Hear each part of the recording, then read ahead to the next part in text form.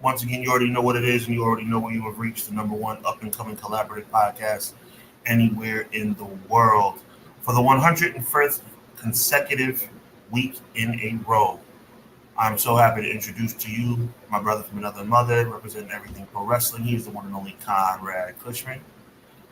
I'm Sean Hubbard, Hubbard Wrestling Weekly, in the building, and collectively we are Clash of the By God podcast. Really excited to be with you guys again, like I said, for the 101st consecutive week in a row. Through rain, snow, sleet, hail, holidays, family issues, family mini tornado today. Mini tornadoes, you know what I'm saying, flood watches, you know what I'm saying. We're just happy to be with you guys. We count it a blessing, and we count you guys being here a blessing, man. So we're on the heels of SummerSlam, heading towards All In live on pay-per-view, going into Bash at Berlin coming up pretty soon. We're just going to keep the ball rolling, man. Judgment Day, MJF Britt Baker situation, more Shane McMahon. You know, what's going to happen next now that Roman Reigns is back. All this and more on the 101st edition of Clash of the Podcast. Conrad, my friend, drop that thing.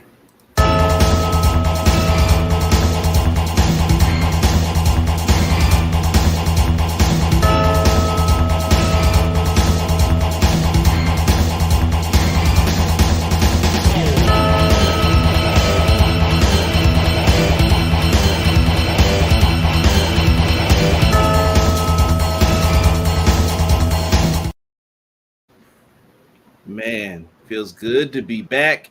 I'm telling you, last week, I don't know if many had us beat in coverage, at least on the independent podcast side of things. You guys got a show Monday.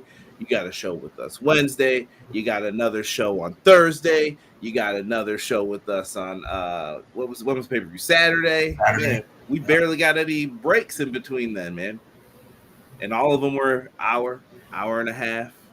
So I hope you guys got a lot of wrestling content for yourselves. I appreciate everyone who tunes into the live shows. We got shout outs to get into and such. And let's start off with, we got a super chat. Joel, hey, Conrad and Sean, let's hear about SummerSlam. Joel, we reviewed SummerSlam technically on Saturday on the channel here. Sean was gracious enough to join me. But we're going to kind of recap it a little bit, but we're going to deep dive into some of the other things here. Joe, we appreciate you, man. Thank you so much for the $2 super chat, my friend. Clown in the house. Clown is here. He says, afternoon, everyone. Episode 101, class is in session. I like that. So let me tell you this, Sean. Funny, this is a little insider baseball for you guys.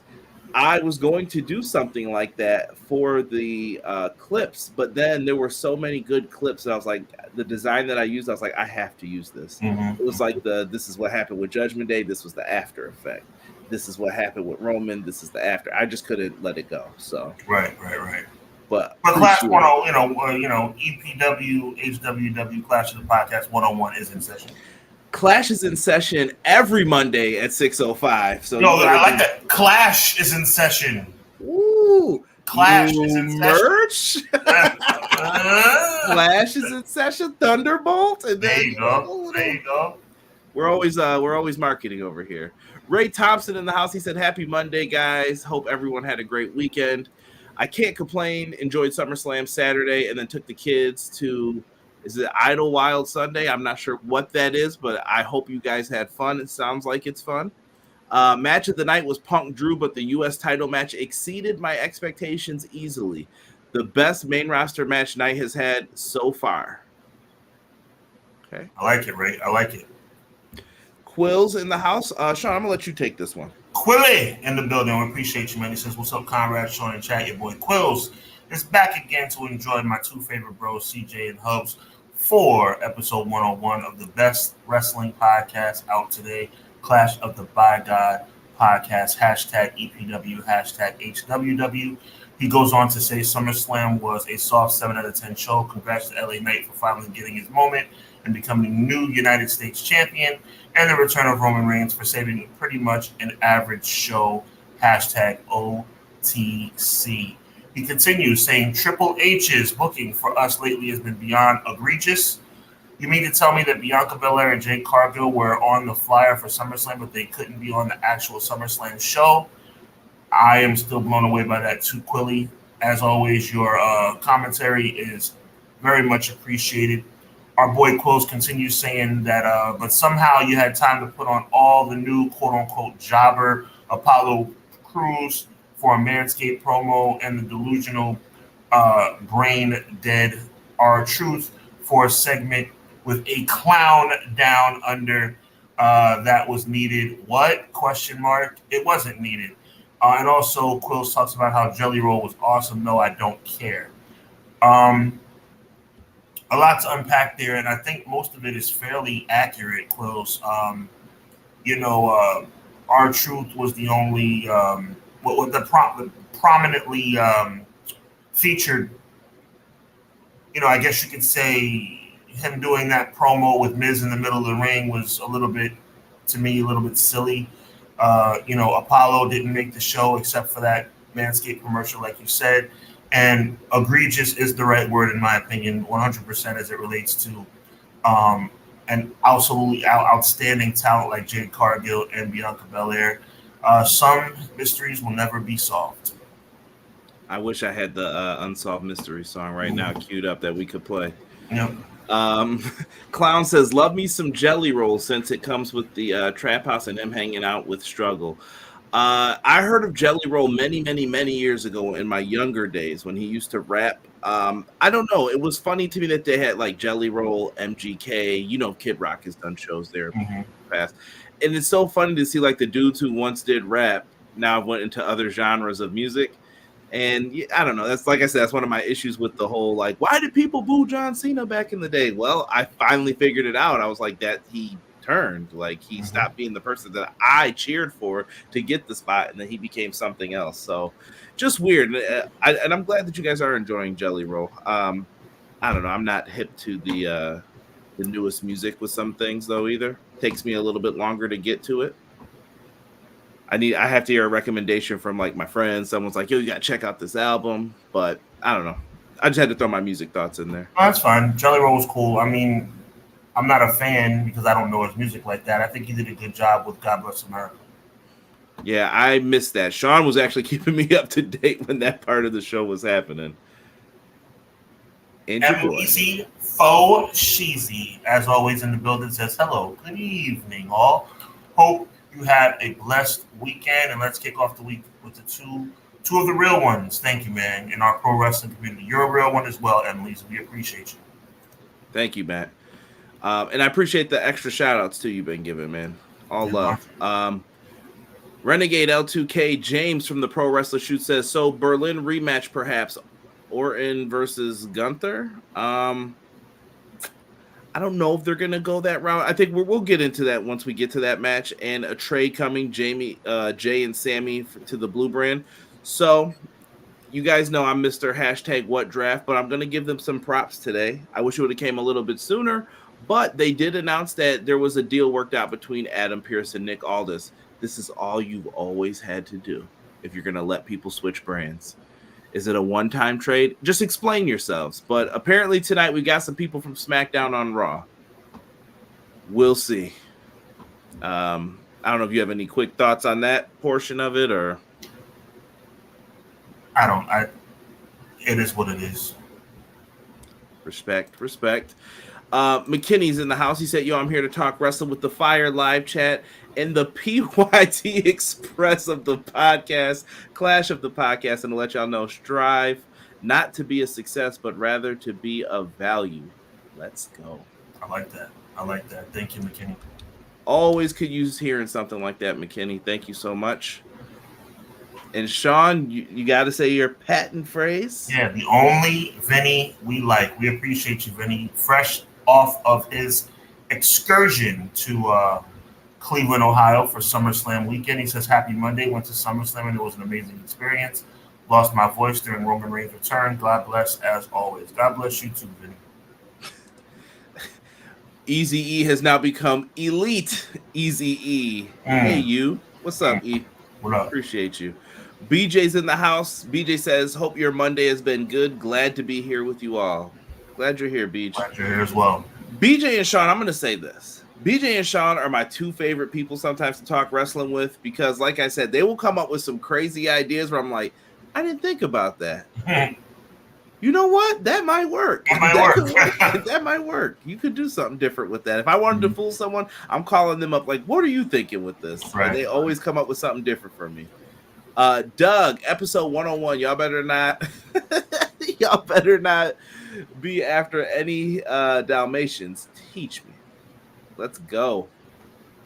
101 Dalmatians, man. I saw that recently with my kid. Like it was up. And I was just like, yo, this movie looks so different now. Like when I was a kid, it looked like it was regular. Now I'm like, oh, it looks so old. Yeah. You go back and look at him. It does. Vinny also comes, he says, also went to the Undertaker Deadman show. He basically called this generation of wrestling soft for the We Want Cody movement, LOL. And his favorite is Gunther because he's old school. I respect it. I respect Vinny's opinion and I respect Undertaker's opinion. He said, Clash in Berlin. Cut it out. Cut it out. Ori on Twitch says, hi, boys. Legit finishing watching SummerSlam right now. Shout out to Ori. If you guys are into video game streamers, Ori is out there with the best of them. Make sure you show her some love if you're on Twitch, man. Ori the Draw. What up, yo? What up, Ori? XG Dub in the house saying, Europe. What's good? XG Dub. XG Dub. Appreciate you, family. Guy Will Gamble says, what's up, everybody? Conrad, Sean, and Chad. God bless you, Will. God bless you, Gamble. We appreciate you. Renegade L2K. James says, OTC, over the counter. Cut it out. Yeah. Taking me back to school with this stuff. SummerSlam, it was a slam that happened in the summer. Indeed it was. Vinny says, also, Undertaker, a funny story about Kane being drunk at a bar screaming, bleep the Undertaker, he's the man now. Huh. I'm sure they're all full of them. They're all full of them. I'm looking, SummerSlam was okay. We got some people saying, take a listen to his stuff. I will, Doug. I will. I've heard it in the past. It's just been some years. Roman and Cody are literally the Austin and Rock of this era. Also, Sean and Brett, too. Like, you're either a Roman guy or a Cody guy. I know which one I am. Swerve Show says, what up, guys? Hit that like. Appreciate you, Swerve. Thank you for coming in here. Thank you, man. All love, man. McKinney says, didn't need the Jelly Roll concert. They could have gave that time to Braun and Sammy. I heard Braun and Sammy went under the amount of time. They had like 5 more minutes. They just ended it. Or added that DIY Bloodline match on SummerSlam or the women's tag, but it was a solid show. 9 out of 10 for me. I will try not to go off on my point about that later because I saw some ignorant comments on social media that I was not feeling today about some of the complaints that people had as well. Roman pointing at his shirt should have been focused on camera more. I didn't see it. A couple of questionable camera angles by WWE this weekend. WWE in Germany. I'm ignoring that one. I had to get that off the screen. Hey, I'm still in the wrestling space. Anyone is welcome to come chat wrestling along with the games. Or, I'm the first one in there, and we just start talking about AEW and everything else. Again, who spends the summer in Cleveland? Just an odd location. No. You're not going to take everything from the Northeast because we have snow. Cut it out. We need shows too. All right? You take it easy over there. I know you get all them shows in your state. Cut it out. You can keep them shows right over here. I think we're going to end up getting like SummerSlam and stuff. I heard someone actually lobby for SummerSlam to be in your location and my location soon. I love that. Yeah. We were debating, should it be in Toronto or Buffalo? If you want the international flavor, sure, but they're both about the same size, and people are going to drive over for both. Money. Well, I heard we're getting that international flavor for Survivor Series. Yeah, going to Vancouver. More like the Viscera and Midi. Cut it out, E. Cut it out. Yeah, Cleveland is a dump, but since I live in Columbus, I had to take it. It's all good. Ori says, I will say for the Jelly Roll concert, this was the best live music performance that's ever been on a WWE show, period. Oh, okay. What's your favorite live performance ever? I got to go Salt and Pepper, WrestleMania 11. You were looking like Bret Hart, huh, during that? Either Salt and Pepper WrestleMania 11 or I do have to give credit to WrestleMania 28, MGK, and Flo Rida. I actually like 29. You know who I thought sounded the best? That sounded like their record. This is gonna sound bad, but punk rock is probably easy to like get the sound right. Cult of Personality, WrestleMania 20. I was like, these dudes actually sound really good, and they were holding it down. And I was like, man, they were older than how they looked in the video, but respect, man, to Living Color. I respect your opinion for sure. Either tag match would have added more value to SummerSlam, in my opinion. A lot could have added more value to SummerSlam. I agree with you, guy. Right? Let me see here. Hold on. Matt Lopez says, Jelly Roll, creepy Manscaped ad, and a dog got more TV time than Jey Uso. We did time that entrance for the record. It was 9 minutes and 3 seconds. So that's from the moment Cody's face showed up all the way till the ref says ring the bell, and the bell rings. After we got off, so me, Derek, and Sean talked for a little bit afterwards. Derek was like, "Nah, I'm not leaving yet. I want to time this. Start that up right from where he comes out, just to show it." John G, the king of R&B, what's good? What's good? Let me see here. Speaking of people who need more shoes, we need some more shows in South Louisiana. Ori, put it out there. Put it out there. I hope they do more like mainstream shows down there too for you guys. I don't know how popular it is. I know like in Buffalo, we used to never get Raw. We would always get like house shows only. So I hope that you guys are getting at least some good shows. Shout out to Aretha. I was thinking about shout out to Aretha Franklin, WrestleMania 3 also. Oh yeah, that was another good performance. Pro Wrestler Shoe says, "Yo, what's good? What up?" Let's see here. Shaka Saturday Night. I'm just trying to see if I've missed anyone. Clown saying POD. We're getting a lot of the performances now. Ray Thompson says, "I'm in West Virginia and we get nothing." I'm sorry. You guys get a lot of AEW shows, I think, though. Yes. Right? They come there pretty moderately. Let me see here. E said better than Jagged Edge and Teddy Long. That was another high one, though. That was a good one. That was pretty good. I can't lie. I still see everybody swaying in the chairs. And you know what? 3-6 Mafia did good with Mark Henry's entrance. That was good. What was that? Was that when they were on UPN? Yeah, that was back in the UPN days. Yep. Yeah. Man, listen, y'all let me and Sean know. If y'all want some more shows where we talk about like the best of, we could do those. There's something crazy behind it. Or he says, I'm speaking in terms of sound and production. A lot of the time the sound does not come through well, likely because WWE sound production just isn't set up for live music. Yeah, 100%. E brings up Limp Bizkit, Motorhead, Ozzy, Aretha. Yes, yes. There you go.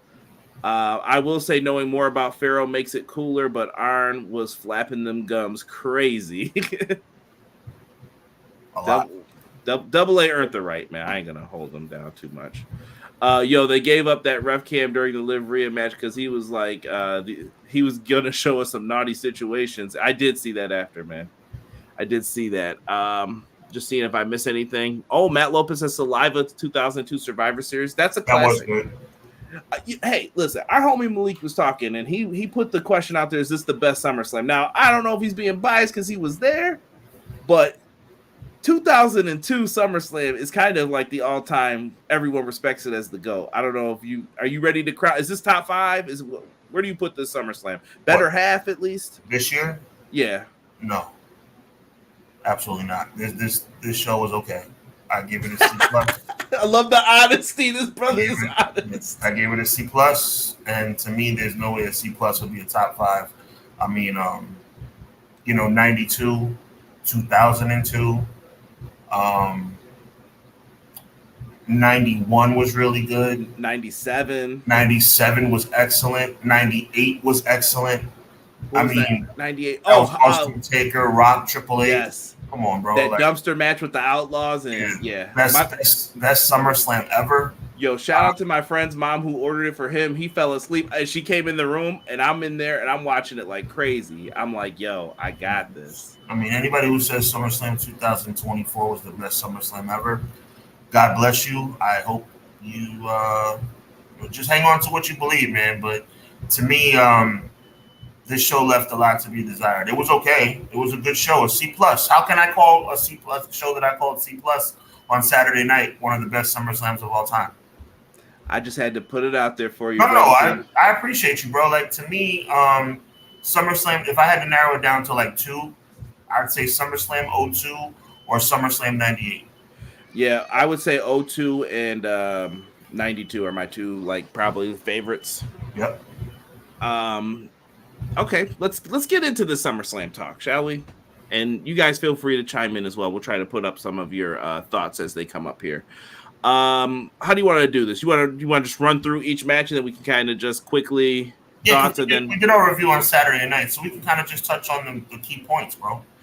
Let's get to it. Our opener was Liv Morgan, Rhea Ripley. We knew how this turned out. Dom turned. He ended up breaking Rhea's heart, leading to Dominic showing his love for Liv Morgan. Without getting too nasty in the chat, people have said now he is the Dom, so he is going to be with her. This is soap opera, what you would expect on Monday Night Raw. I think they're gonna have to open up Raw with this kind of to let people in on the what's next in this twisted love triangle here. And I wish I had like an organ right now, like play the music. It's not often you hear what I'm about to say about anything WWE related, other than the fact that they shouldn't have put the camera on Dom smiling first before he ended up picking her up and kissing her. I thought this match was outstanding. This match was a highlight of the night. I think the way we could all kind of see the cart before the horse, but it worked out perfectly. I think Dom has to be considered one of the GOATs as it relates to he was a heel who turned heel. Yeah. Like, that's nuts. Like, he was a heel that turned heel. Like, that's GOAT-ish. Like, I'm not saying he's one of the GOATs. What I'm saying is, in this regard, like, he was a GOAT. He was a heel that turned heel. That's nuts. And you have Rhea Ripley, who is just starting to get the cheer factor back into it. And then as soon as you're like, oh, there's something redeemable about Dom. Nope. Instantly, he turned right away. I want to give a big shout out to whoever produced that match, because people didn't realize that the reveal was not when I want to break this down, everybody.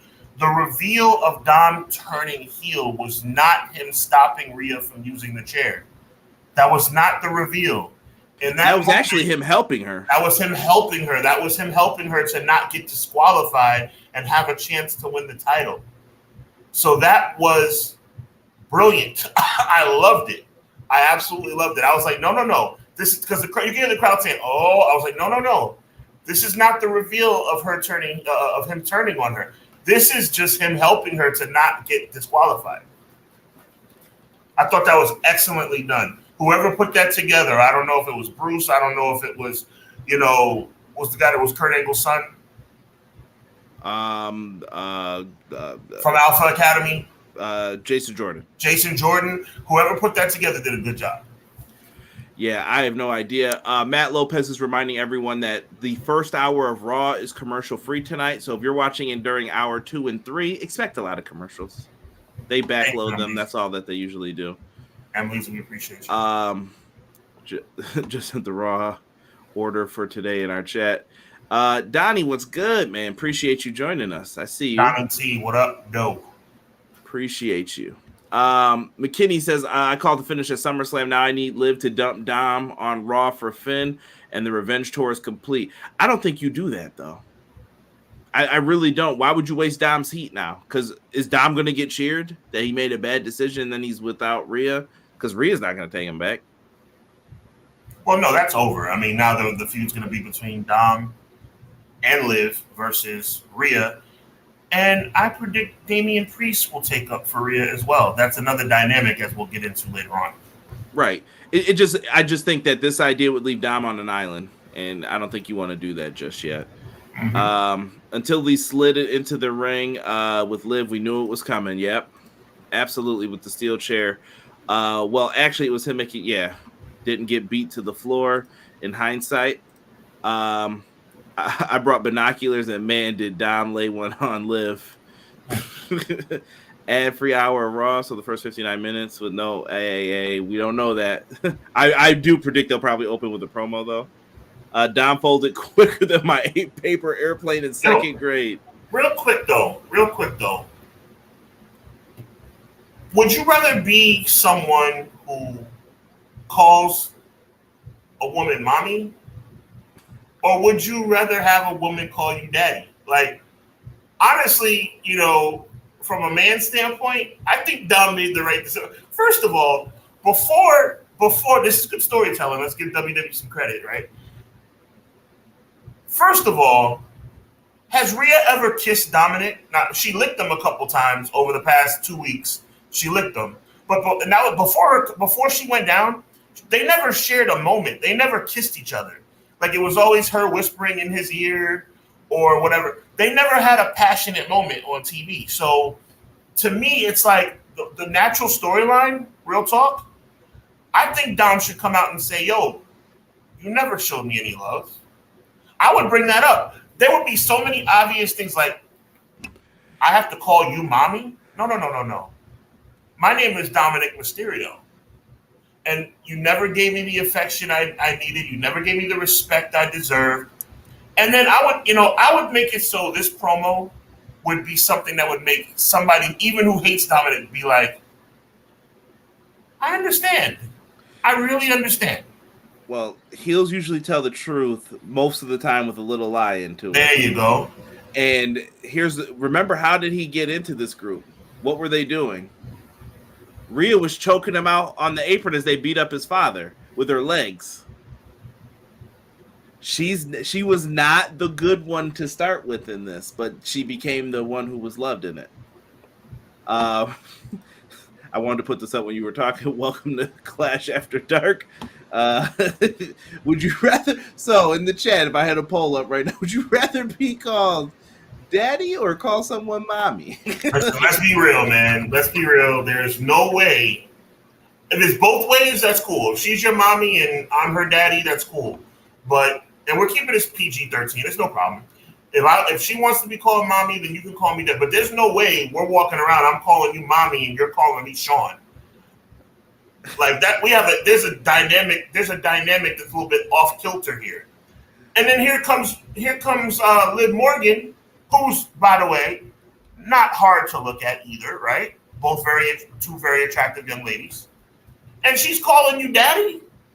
And she's trying to help you win championships? And she's trying to help your team win championships? And she's showing you respect and attention? There comes a point where it's like, bro, like I think Dom did the right thing. I want to give a shout out to Dom for doing the right thing. If I were in the arena tonight, I would give Dom a standing ovation because storyline-wise, we're having some fun here, right? Rhea Ripley did not respect him. Right? Right. Come on, Rhea Ripley did not respect him. Right. From character standpoint, no. And honestly, BJ brings up a good point about the real life relationships. I will give these two credit. They did a really good job of using whispering and laughing and, you know what I mean? Like grabbing the shirt, different things like that to make the relationship more, right. You know what's going on, but they don't have to do anything. Last week when she licked his face, that was like the worst thing. That was the first time she actually showed him love like that. Mm-hmm. First time. Now let me point out something else too. Little real life mixed in because I'm having fun with this, brother. I love up until now the respect that Rhea and Dom have had for their individual real life relationships. Yeah. I'm sure Dom had to have a conversation with his wife about the kiss, just like I'm sure Rhea had to have a conversation with her husband about the licking of Dom's face. Let's hope everything, I'm being real genuine right now when I say I hope everything's cool on the home front because these things kind of get little, you don't want to have home messed up because of work. I feel like it is from tweets that I saw from other people. Buddy Matthews did put out a tweet like, hey, Tony, can I go help? And then, right. So that was I'm watching. Right. Cool. And then Dom's brother-in-law, who works for TNA as an announcer, the former Aiden English put up something about it as well, and he had a little discussion with the wrestling community about it. That's what's up. So which you know went sideways on social media, of course. Facts. So to put a pin on this, bro, storyline wise, Dom should come out tonight and say, "What did you expect? What did you expect? You never respected me." Like Guy Will Gamble was saying, "You ripped me away from my family." I know my dad's a deadbeat dad, but you didn't have to push the narrative. I would ask you for hugs and kisses. You never gave me a thing. And then as soon as Rhea comes in, as soon as Liv comes into the picture, now you want to lick on me and hug on me, and now you're kissing me on my. I don't think I've ever seen her kiss him before on the cheek. Never. To heck with Rhea Ripley. She never appreciated him. No, good story. Dom went from the sub to the dime. Yeah. Good storytelling by WWE in this regard. I thought that they got this right. Once again, Big Daddy Kush on this side. Yeah. This is a PR nightmare still. Just so you know, if anything goes sideways, someone you would hope going to bring I see what you're saying. Yeah. Mm-hmm. Oh, I said if I'm someone's lawyer in other cases that shall not be named at this time. Well, we can say the name. The Grant case. If I'm Grant's lawyer, I'm putting this up and showing this. Like, you think everything's a joke. You think everything's a joke, right? In storyline wise. So just be careful. That's all I'll say with these things. Be careful. But I want to give a big shout out though, Conrad. I'm going to stick my neck out and say on behalf of Clash of the Podcast, that's both of us. Big shout out to Dominic's real life wife and to Rhea's real life husband, Buddy Murphy. God bless them. They understand the business. They know what it is. I respect them both. And yes, I want to go back to McKinney's comment. He said, Finn took the room key. It's got to happen soon. What if Finn took it for Dom? There's layers to this, as BJ likes to say. I like where McKinney's going, but wouldn't that have been revealed at SummerSlam? Would Liv have kissed him back? But he's saying this could be the swerve to a swerve. Like, you thought she was with Dom, she's with Finn. But they kissed. I know, but I played you. I used you to get the championship. You're out of here. If they did a double turn, that'd be pretty sweet. Yeah, Liv would be hated if she did that. Absolutely hated. Clash After Dark. After this mommy and daddy Dom talk, Silk Stockings better be on next too. Buddy Murphy / Buddy, by the way, Buddy Matthews. Yes. Thank you, James. He said Papi Chulo or Mamacita. Matt Lopez, this is what I was super dying at, was there's no wrong answers. And I put tenders have sealed the deal. When she bought them, we call them chicken fingers in Buffalo for that. Yes. I don't know if you could say that. I call them chicken fingers too. Yeah, but Dom loves them tenders. He was taking pictures of plates of them. She gets me. And I was just like. Yeah, and I certainly don't call them tendies. Tendies? It's so annoying. It's hilarious. You're not 12? No. I'm going on record. Dominic Mysterio's trajectory, he's on his way. He's doing really well. Listen, someone asked me a unique question the other day. It was like him, Theory, and I can't think of the other person. Maybe it was Waller, and it said, who do you see being the champion first out of those three? And I said, look, I know Dom's not like Mr. I'm great in the ring, but he's got the heat, bro. He's gonna be he's going right up that roller coaster. I mean, can we honestly say outside of the bloodline, which by the way hasn't really been popping since until Roman Reigns got back, that the Judgment Day stuff, especially if you want to break it down into a subsection and say Liv, Rhea, and Dom has been the best thing on WWE television? Yo, I didn't even see. Must have learned from his dad, Filthy Animal days. You cut it out. Filthy Animals was a great team. That was my squad. And when WCW was bad, I could always turn to the Filthy Animals to bring something good. She said, Ori said, you call me mommy and we are insta done. Some men call them their girl, wife, mama, mommy. She had the laughing emoji after for it. At the kickoff, fans started chant, we'll take both during Rhea versus Liv chants. You can't really go wrong. They're both really attractive young ladies. But I love look, that's a little attitude era for you right there, man. Right. Let me see here. Dom finally beat Ray. Never did with Rick. Yeah, that's also going to be another sticking point. I think that Liv helped him beat Ray, and well, being with you, Rhea, that never happened. Nothing good ever happened for me. Listen, I told y'all weeks ago. I know when someone's lying when they start trying to. I never wanted to be with you. I don't like you. Why are you ruining my life? I've seen it happen too many times with people that I either know, don't know, and I'm like, yeah, he's lying. That dude is clearly lying.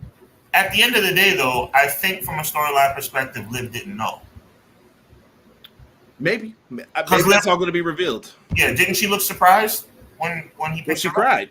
Yeah. So no, when he picked her up at SummerSlam, she looked surprised. Yeah. Right. So maybe you know how it is. Tugging. Yeah, I know it is. Anyway, the fact that we're talking about this so fondly. Yeah, it sounds like you liked the show. Whoa. I liked the match. I liked that storyline. I didn't say I liked anything else. Right. But if they haven't said anything, I agree with Ori too on that. Like, I never bring up any of the relationship stuff with people or any of that. That's why I said I give credit to Buddy and Dom's wife for their understanding. Honestly, I definitely wanted to go off on fans last week. Sean knows why. There was a relationship incident last week in a different company, we'll just say, that I was very surprised that people were being very creepy about, I'll say. Yep. Let me go here. Terrell has joined us. What's good, Terrell? I'm just giving some shout outs to people who have jumped in. T3Z. Andy in the house. Yo, Quills, I would say the same thing in Buffalo, bro. Who calls them tendies? Not only tendies, nuggies too. Yeah. I couldn't, man. Couldn't. And Deanna's in the house. Thank you, Deanna. Chad as well has joined us. Chad Schrader. We will see, man. We will see what happens with this. I could have. Very interesting though. Sami Zayn, Braun Breaker. I don't know if this is going anywhere that fast tonight, but I could see Ludwig Kaiser probably being the next contender. More on that later for Raw, but yeah, Braun Strowman destroyed Sami Zayn in like 5 minutes. Real quick, back to reality for me. You like the show? No, let's bring it back down. This match was. Did you not like the length, or? I don't like the length. I don't like the outcome. Really, you wanted Sami to win? Absolutely. Interesting. By the way, I don't like the length. I don't like the outcome. Pause. Excuse me. Play. So, we had LA Knight and Logan Paul going at it. Once again, we already acknowledged previously. We know what Logan Paul has said and did on social media. We do not endorse any of that. But this was a good match, and I'm happy for LA Knight. That's what I'll say in the end. That's what I really wanted. Logan Paul pulled off some amazing moves that I thought he would have probably broken his neck doing, but he pulled some of them off. Some of them didn't look so good, like a superplex, but LA Knight got what he deserved, man. Long time coming, I feel. Overdue. Outside of my feeling that everybody does not get their moment when they're supposed to, right? Let's leave it right there. I am very happy for LA Knight. Always remember that my building up of someone does not mean I'm knocking anybody else. I put LA Knight in the same category as I put you know who, and LA Knight deserved it, and I'm happy he got it. Respect. Let's go to Bayley and Nia Jax. This match was I thought this was kind of the weakest match on the show, but not due to them. Due to how you have built this up. Mm-hmm. I saw something crazy today that blamed The Rock for why Bayley wasn't featured so well for WrestleMania. We got to stop blaming other people for why people weren't featured. I'm tired of hearing stuff for people who aren't there, who are there half the time. Look all around, guys. That's what I'm just going to say when it comes to that. If you're one of the people who are like, this is Rock's fault that Bayley wasn't put up there on a higher pedestal. I'm pretty sure he's only focused on what he's doing. I'm not going to lie to you. This was a good match, though. They seem like they have a lot of faith in Nia. She was able to get the win here, and I think that they are more into this dynamic of her and Tiffany Stratton being friends and what's going to happen with this. I've been very critical of Nia because of her ability to injure people. But since she's returned, I have to be fair. She's improved a great deal. And from a storyline perspective, because it's been so weak in the storyline, progression of this storyline, I have to say the right person won. Nia Jax being the new champ does make sense. I feel sorry for Bayley, though. As bad as I can feel for somebody who's a Grand Slam champion, by the way. But I do feel sorry for Bayley in this moment. Was she the only one out of them? No. Wait, no. Actually, I think all of them are Grand Slam champions. All of them are Grand Slam champions. Okay. Yeah, 4 horsewomen. Yeah. More on that later. They had to send Becky back to NXT to get it, but yes. Wait a minute. Yes. Okay, yeah. Check it. You made me think for a second there on that even. Going back through this, do you see Bayley becoming champion again? Like, is it over for her run? I know we had kind of said, like, you had made a prediction about it. I don't know if someone's going to become champion again. Bayley, do you see it again? Is it? Do I see her being champion again? Yeah. Yeah, I do. I mean, Bayley's young and she'll have more opportunities. I hope that she's built up. I mean, no, if she doesn't get built up better. Yeah. I mean, she took the best and tried to make the most of it for some of her moments. She's been underbooked and underappreciated from a storyline perspective since WrestleMania, since before WrestleMania. Yeah, I would say the build going into Mania, because she was hot at the Rumble. We were like, yo, that was a great move. Yeah. The women's Rumble was better than the men's. Yeah. I was shocked that they did that, man. Just jumping around here with seeing people's comments about some of these things. I'm going to put them up there for you guys too as well. Let's jump into CM Punk and Drew with Seth Rollins as the special guest ref. Sean, what were you feeling on this one here? For somebody who has been very critical of Drew McIntyre, I am thrilled that he won this match. I think Punk did a great job. I think that Seth Rollins did a great job. And I think the right guy won. Drew needed this match, and he got it. Only thing I would say that's critical is that in a match that I deemed a 9 out of 10 or an A-, and the only reason it's an A- or a 9 out of 10 instead of a 10 out of 10 is because the bracelet thing was too overdone. That bracelet cost Punk the match, essentially. That's kind of silly. Other than that, I thought they did a great job. Yes, I heard interesting theories on this one. Some people thought Seth took away from the match. Some people thought that it was a great build up to the match. Like I said, if you guys got comments, please sound off. I would love to hear what you thought of this, or if you had any critiques of it. I thought we were pretty fair to this because me and you were on the same like idea length here. This was match of the night to me. Mm-hmm. It was telling a story and what you did. I get it. Like some people are gonna be like, well, Punk's not moving really fast. He was sucking air. He was sucking wind. Guys, I want you to play a sport. Go out for a few months, then go back to playing it. Don't play basketball after the summer ends, and then don't play basketball till it's nice again until like May, June. You know what happens to you? Exactly. Especially the first few times you play, you're going to be sucking wind pretty badly. And that's not me sticking up for Punk. That's just the athletic thing. Like, that's a fact. Going to happen. You're not sticking up for Punk. You're being real. I know. I have to clarify that, though, sometimes. I also want to give a big shout-out to I'm not going to give WWE credit for this. I'm assuming this is a Punk, Drew, and Seth thing.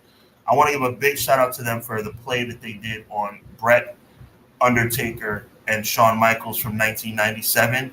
That was not an accident that CM Punk was wearing pink and black. It was not an accident that Drew McIntyre wore that big black jacket.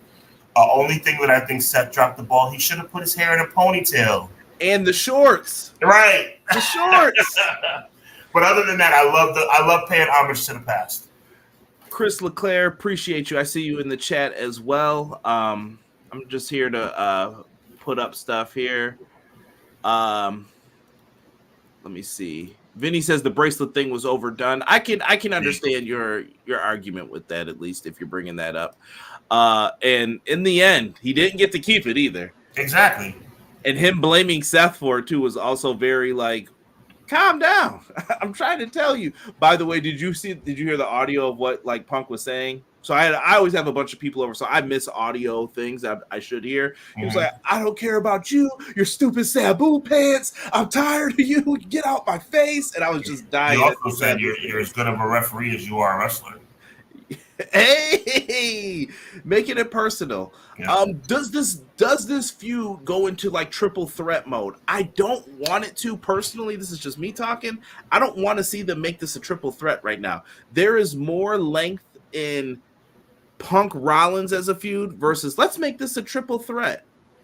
I don't If want this is them not to do what you that. want, I think you're going to be disappointed because my early prediction, because we have another month and a half, 2 months to go, another pay-per-view to get through. I think it's definitely going to be Seth, Drew, and CM Punk in Hell in a Cell at Bad Blood. Mm. We'll see what's going to happen with it. Terrell saying they buried Punk in this match. Punk will be just fine, sir. I promise you. Seth saying he doesn't belong here, telling Drew he got his back early in the match. Punk, a.k.a. Gollum, couldn't stay away from his precious. Seth telling Punk during the match he didn't belong here. Punk did look washed. I'm sorry. Let's see here. That was from Vinny. Guy Will Gamble says, I feel like Seth being there took some heat away early, but I like the match. A friendship bracelet. So 2003 Disney Channel level writing. Go Papa H. Come on, E. He's the best. He's the best booker in the business, right? Clown says, I'm glad they ditched the ref cam pretty quick into it. I think they said it was only for certain matches they were going to do the cam. McKinney said this match was perfect, but better on TV because you can hear them talking to each other. Wish we would have gotten blood. If you're going to do it, you got to save it for the cell, in my opinion. The bracelet was the best part. It may not mean anything to you, but to Punk, there you go. Shout out to Deanna, by the way. I saw your earlier comment where you mentioned the name that I had decided not to mention because I'm trying to behave myself. Thank you, Deanna. Always on top of your game. Appreciate you. And I'm sorry that I'm missing some of the comments. We're getting a lot in here, and I appreciate all of you. If you guys haven't, hit the like button. Please, please, please, please, please. Helps out a lot. And if you see the social media post, share it. And also, I'm going to put Hub's channel in here as well. Go watch his old stuff and watch his Hubonomics and check him out as well. There you go. I'm always plugging. Thank you. Let me see here. Have we had a triple threat Hell in a Cell? I think we have in the past. I'm trying to think. Somewhere down the line, I think we had to have had one. Are you Googling? Okay. He'll let us know here in a second. Both Bailey and CM Punk will be fine. I agree, Chris. I agree with that. Most definitely. Punk, Cena, and Alberto in 2011. Yeah. Shout out to Punk and I guess Cena. So moving on from that, we get into the World Heavyweight Championship match. Damian Priest versus Gunther.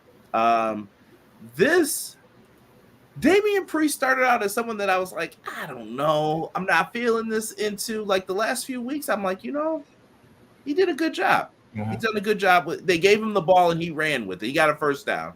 Facts. So this match, how did you? What do you think of this? I mean, I got the turn up. The turn was the best part. Obviously, I've come to earn a great deal of respect for Damian Priest over the past several months. I mean, Gunther is awesome.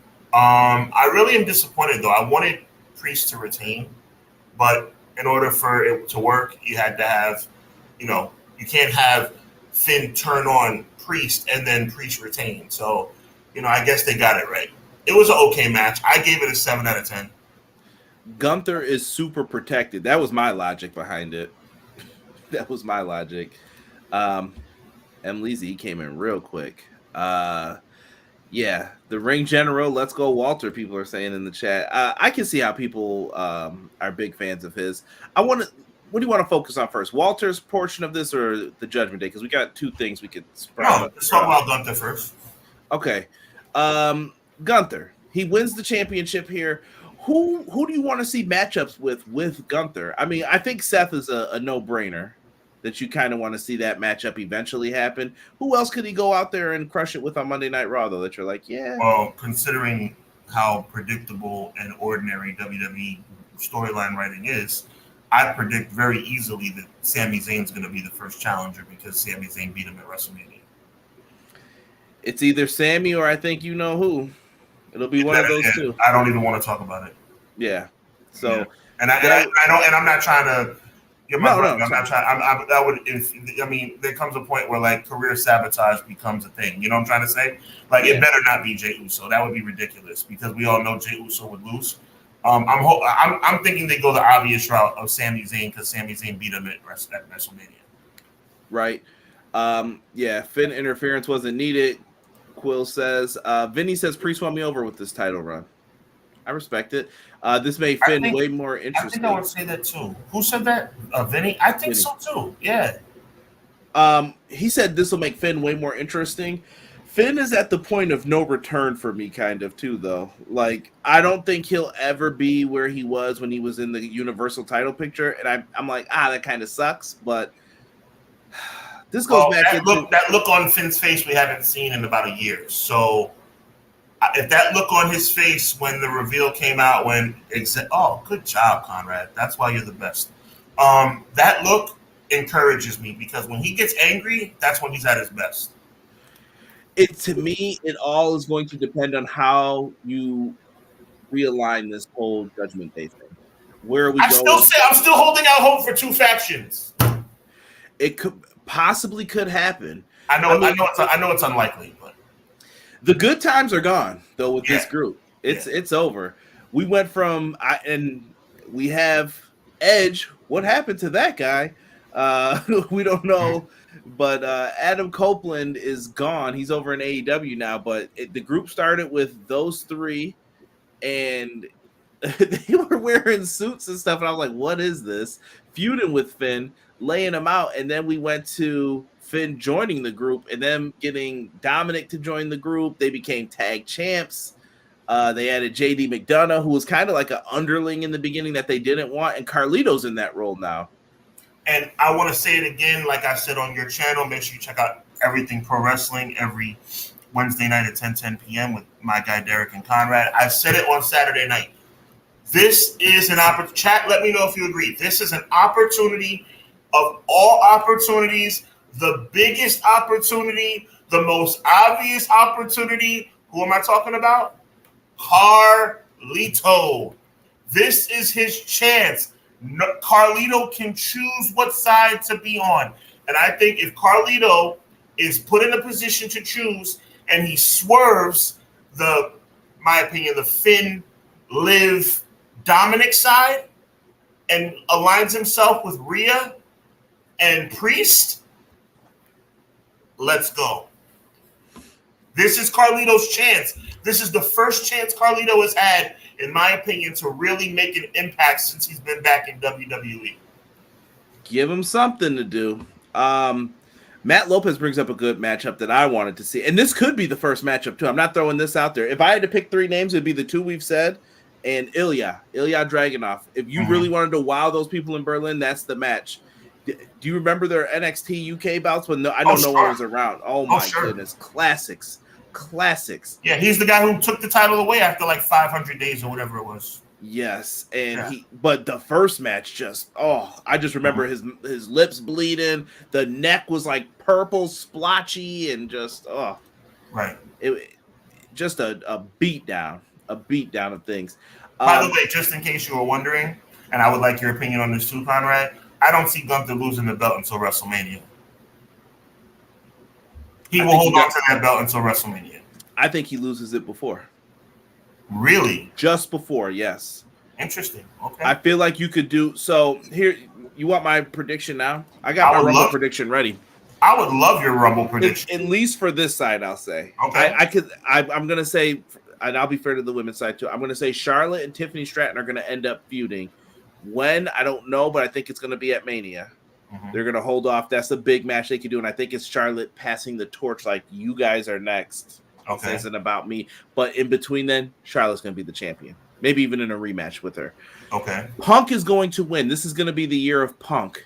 This is actually going to be played off way smarter. If Punk can stay healthy, I'm giving him the Royal Rumble. And the story is, it's the boyhood dream, but for someone who's older. He has wanted this. You want this?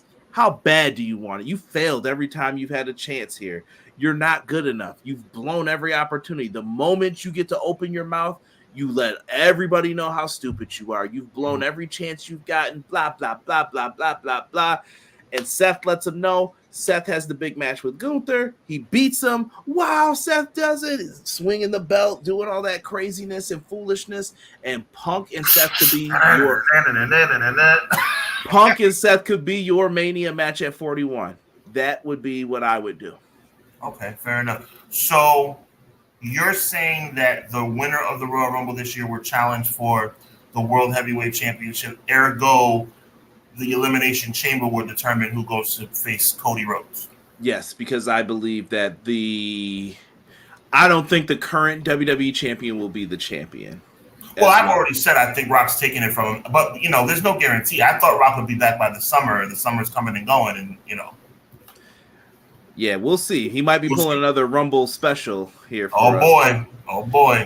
But he'll come out in September and say, "The Rock says at the Royal Rumble." What? It's like 5 months from now.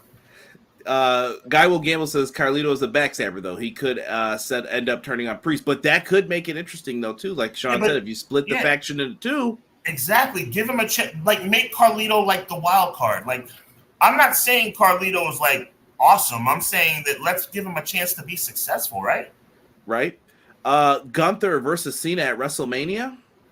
Maybe I could see that being one of the matches. Well, I've already said I think Cena's winning the Royal Rumble. I think Cena's facing the guy who I think is losing the WWE Championship. I think that's who Cena's facing. It'll be that babyface Raw, and I don't know if one of them does something or whatnot, but here, you got your match. Thank you so much. Adrenaline in my soul. Yeah, other than that, I'm just trying to think. Gunther is dropping that belt to Cena, then Cena drops it to Punk at Mania. Man, you guys, so you really think that, maybe I'm being naive. Do you really think that this John Cena run is really about to be like all that it could be? I'm going to give you a hot take, Conrad. We've never talked about this on the air or off. I think Ric Flair has rubbed WWE the wrong way on multiple occasions. They respect him. His legacy means everything. Take this ride with me, Conrad. I think Ric Flair in 2008 had the greatest, air quotes, send-off in the history of pro wrestling. There is no way anybody could have a greater send-off than Ric Flair losing that match to Shawn Michaels in 2008 with the whole WrestleMania centered around him, okay? 2 months later, you're showing up in TNA. You've had match after match, last match after last match. Every match, every appearance, you're in AEW. Now he's no longer with AEW.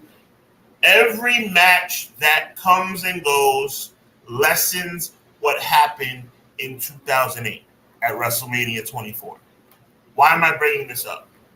There was a time I would have said no one would ever win 17 world titles because of the respect WWE has for Ric Flair. They still respect him. They still love him. But now they're going to give John Cena number 17. Ric Flair has done enough, and on the other side, John Cena has been, other than The Undertaker, the most loyal soldier in WWE history. Never a problem. So, to me, Ric Flair hurts his legacy, combined with the fact that John Cena is a WWE lifer.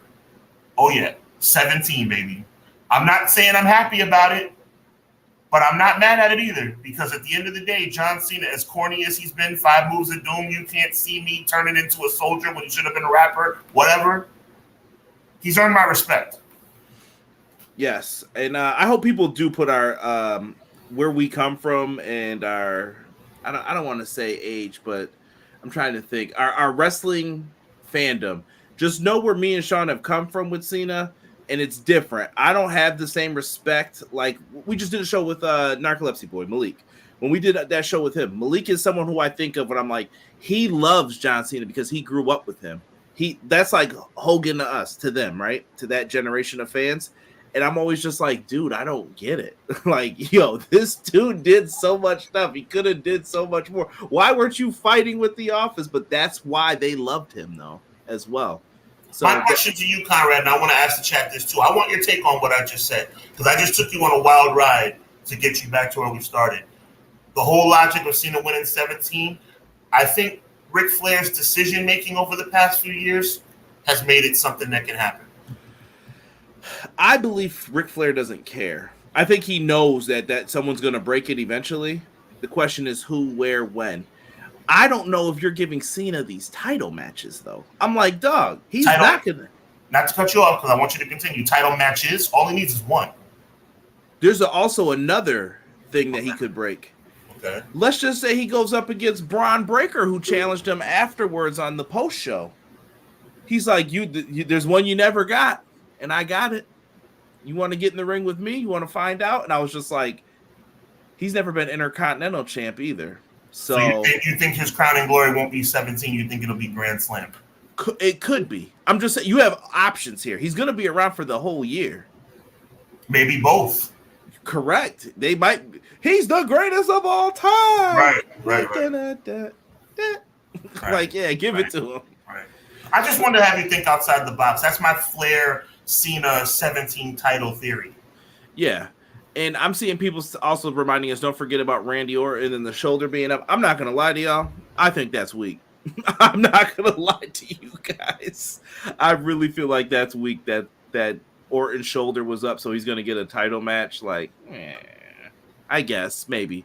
Okay. Maybe. Bishop had a more fitting send-off when they put him in the back of the garbage truck. Terrible. Let me see here. I'm jumping. I'm trying to jump down here with what you said because some people were saying it. Agreed, Sean. Let's add this. Ric Flair 16 times isn't with WWE, it's with WCW. So for the WWE record books, it's going to say John Cena, WWE Lifer, 17-time champs. Right. Yeah, I'm 25. Cena is my Hogan's. Yeah, I agree with Hubbs on Flair too. Ori agrees with you as well, saying yeah.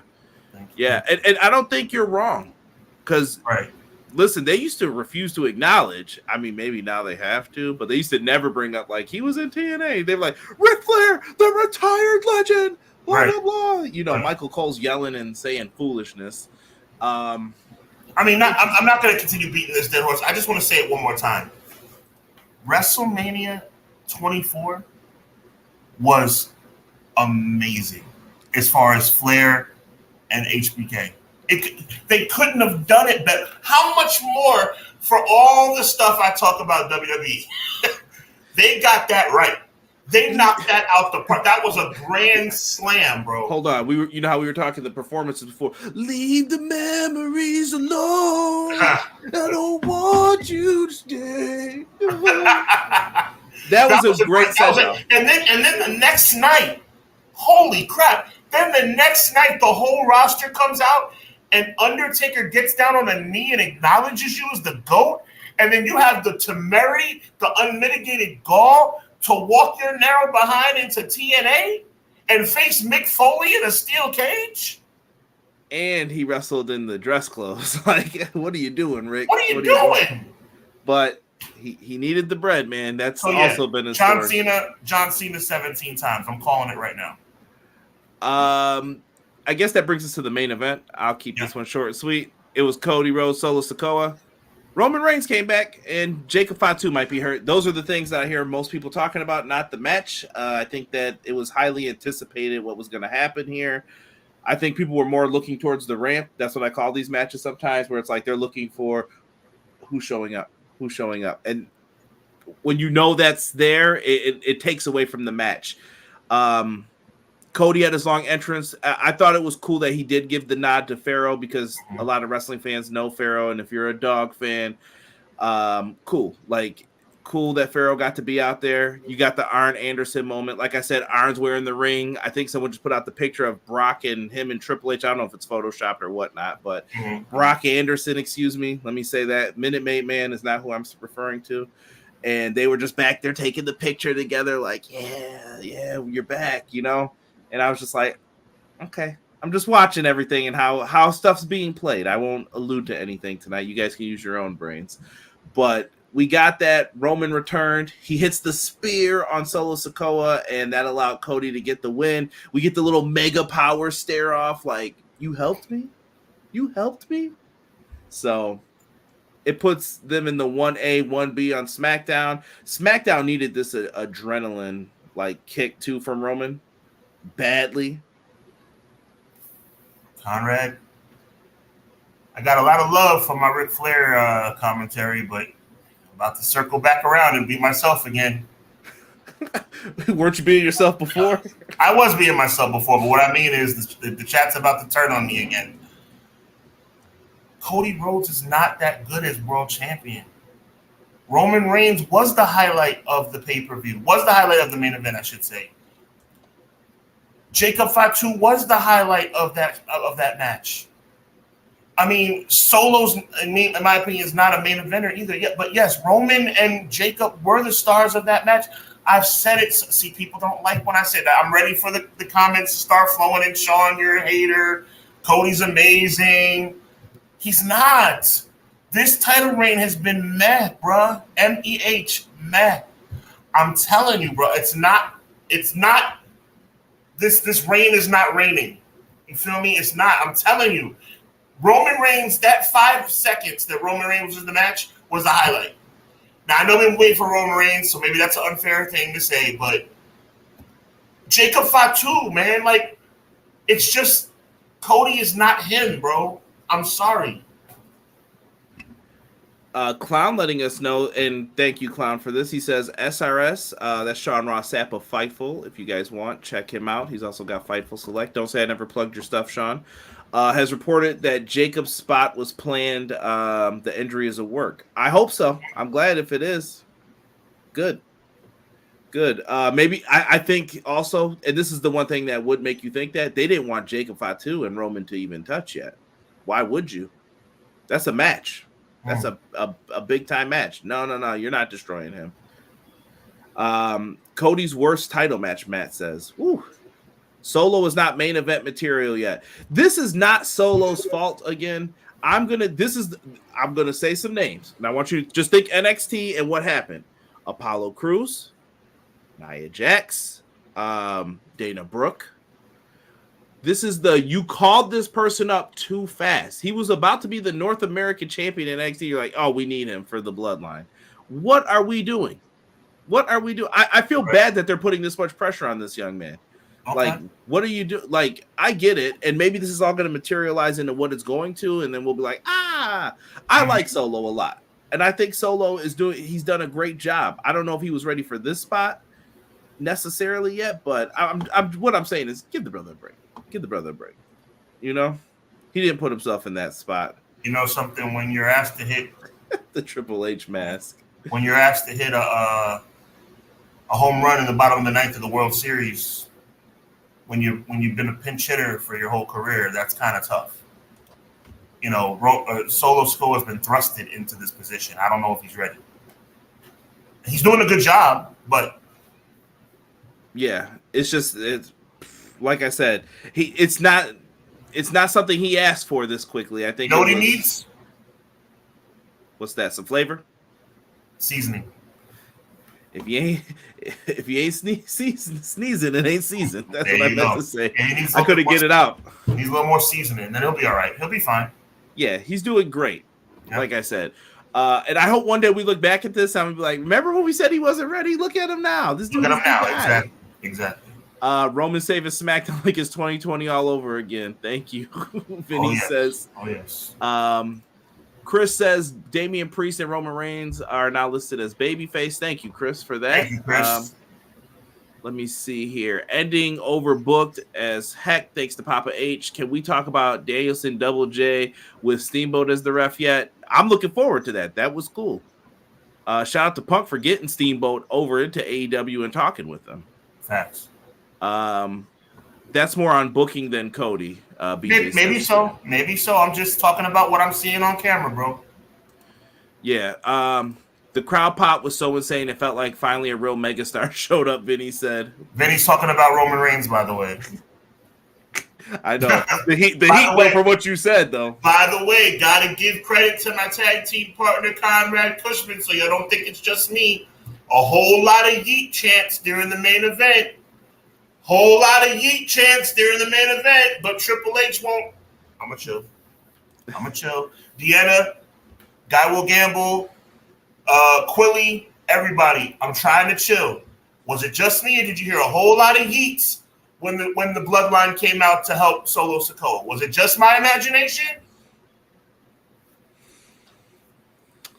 There you go. Ori says, no, well, listen, as a longtime CM Punk fan, it is not a good thing to hear chants for someone who either doesn't work there or someone who is there and they're not on the card. Exactly. Or in something, but I digress. Ori says, I'm with you on this one, Hubs, but I feel like Roman returning to start the Bloodline versus Bloodline was exactly what it was supposed to be. I do think Cody is him, but this match was not about Cody. It was about the Bloodline, period. Yeah. Ori, I respect your opinion. That makes a lot of sense. Right? But I think there's more juice on Cody's run. Cody's not losing the championship. We didn't say that. Yeah, I didn't say that. Right. They're gonna hold out. Cody may not be him, but he's still invited to the cookout. Let me see here. The only person getting bigger pops than Roman is past legends like Cena, Rock, and Taker. Roman is this generation's megastar. I've been telling y'all since the Big Dog days that he's got it. You just had to book him right. I think Solo's handling it well, to be honest. With more time, he'll be fine. I agree. Cody's still mad with good booking. Woo, Prince Rockstar coming. No doubt, coming in with heat. Right. I saw you got some likes on Twitter for this. The skull mask is from Legends of Zelda. Cody is a big fan of that, for those who don't know. Which certainly doesn't add to... Go ahead. No, it's fine. I think it's just little things. If you know Cody, he even has stuff on the boots, the little triangle for his brothers, his family. But there's certain things that shouldn't happen, right? Like the 9-minute entrance, that doesn't endear me to 9 minute and 3 seconds. Right, thank you. 9 minute and 3 second entrance doesn't endear me to Cody Rhodes. You know what I'm saying? It's like, what are we doing? Go ahead, though. Go ahead, bro. Right. You're only as good as the heels that you face. Solo isn't ready. Can we talk about SmackDown's draft being trash if we're going to say this, though? SmackDown's draft is doo-doo butter. I don't know what they're going to do. This Randy Orton feud that when he turns heel, it's going to have to happen for quite some time. There's no other way that you can that you could just do that for a minute. At least that's how I feel with it. This is how it will go down. Bad Blood, Rock, Cody. Survivor Series, Bloodline, Civil War. Rock's team wins. Royal Rumble, Rock versus Roman. Rock versus Cody for the title at WrestleMania. That's the Mania match, you think? Maybe. I don't know, Sean, if you're it's hard to argue. It's hard to argue that Rock and Cody wouldn't be an awesome main event. You're talking about from storyline perspective, right? And I'm telling you what everyone's gonna say. Man, that would have been really. That's the kind of matches Cody should have been having.